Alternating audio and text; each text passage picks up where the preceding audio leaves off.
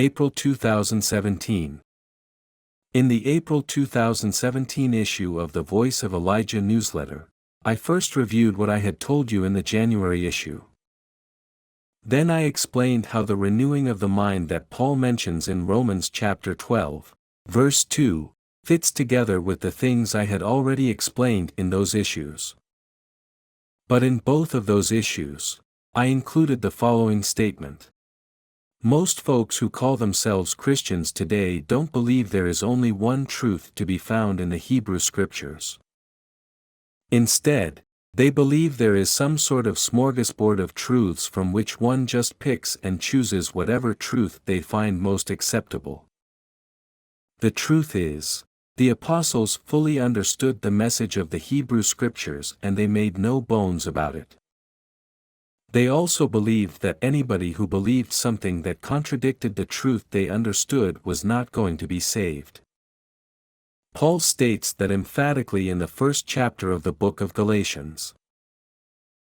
What Paul says in that passage should settle the issue for anyone with half a brain, but unfortunately, most Christians today are content to go on believing the mishmash of contradictory beliefs they have heard in the distorted remnants of the church established by the apostles.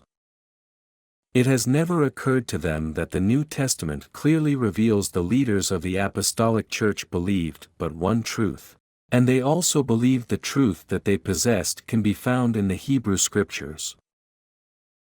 After stating that, I gave you a summary of the message of the Old Testament. 1. 2 Adams are mentioned in the creation account. The Apostle Paul talks about those 2 Adams in 1 Corinthians chapter 15, verses 45 through 49. Genesis chapter 1 describes the resurrection of Jesus Christ in the image and likeness of God on the 6th day of creation. Genesis chapter 2 describes the creation of our forefather on the 3rd day. I have already explained these things in the booklet titled In the Image and Likeness of God, and in the October 2017 issue of this newsletter. 2. When God banned Adam and Eve from the Garden of Eden, He gave them the promise that they could be created in the image and likeness of God, if they would only believe the promise. He also expected them to hand down the promise from one generation to the next as an inheritance that each heir of the promise could bequeath to the next heir of the promise as an oral blessing. The book of Genesis is an account of how the patriarchs did that very thing. I have already explained these things in The Inheritance of the Believer, Volume 1. 3. The central purpose of the covenant God made with the sons of Israel at Mount Sinai was to unify the promise after Jacob divided it up when he blessed his sons and grandsons.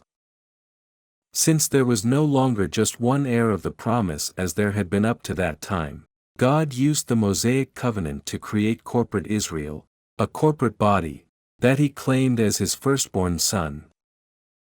That corporate body functioned as a mediator to hold title to the promise until Jesus Christ became corporate Israel, the heir of the promise. I have also explained these things in Not All Israel is Israel and the Inheritance of the Believer, Volume 1. 4. Under the terms of the law of Moses, an individual member of corporate Israel could be cut off from corporate Israel.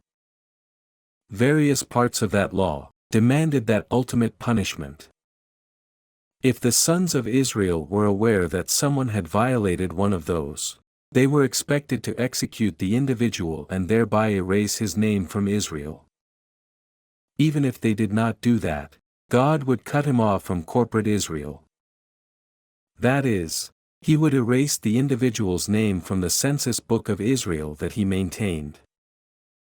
For that reason God alone knew who had been cut off from corporate Israel, and no one else had the right to say anyone was still a member of corporate Israel.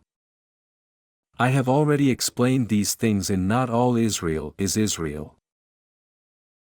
5. God made 2 covenants with the sons of Israel at Mount Sinai. The first covenant required the perfect obedience of the corporate body and did not provide a means of atonement. If one individual sinned, every member of the corporate body became guilty. The second covenant provided a means of atonement for the individual. If an individual sinned, his sin could be atoned for, through a sacrificial ritual, but the corporate body still remained guilty.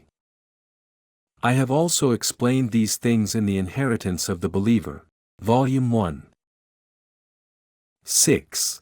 Because the sons of Israel failed to adhere to the requirements of both the first and second Mosaic covenants, the prophets Jeremiah and Ezekiel promised them God would offer a new covenant to the individual members of corporate Israel. He did that through the ministry of John the Baptist. But the new covenant that the Jews accepted at that time was just like the first old covenant their ancestors had accepted at Mount Sinai. It provided no means of atonement. If a person sinned, he would immediately be cut off from corporate Israel. So God cut off from corporate Israel all the members of corporate Israel other than Jesus Christ, because they could not keep the terms of the new covenant. I have also explained these things in Not All Israel is Israel.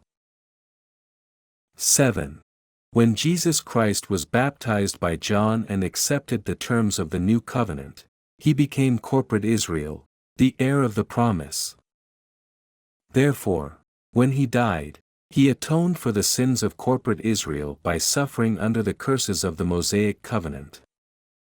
But because of his obedience to the terms of the new covenant, God was obligated to fulfill the promise and resurrect him so that he could inherit what was promised to Adam and Eve, creation in the image and likeness of God.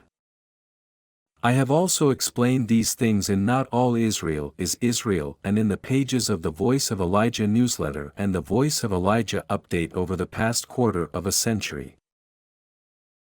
8. When Christ died, his death invoked the terms of the oral testament he had made prior to his death. Under the terms of that oral testament, all anyone has to do to inherit the promise is believe it, and apologize to God for the sins they have committed. Those who do that will be declared not guilty by God, those who don't, won't. I have also explained these things in the pages of the Voice of Elijah newsletter and the Voice of Elijah update over the past quarter of a century. I told you that, if you intend to triumph over the enemy of your soul, you need to believe the things I outlined in the 8 paragraphs above, and you also need to know why you have chosen to believe them. That is because the truth they provide is a refuge in which your soul can hide whenever you face a fierce onslaught of enemy forces. Without them, you will have nothing you can use to defend against the lies that Satan propagates for the sole purpose of destroying the souls of men. I also told you that, for that reason, I plan to write a series of articles in which I provide a summary explanation of those 8 parts of the teaching. In the October 2017 issue, I began by talking about the first item on the list above.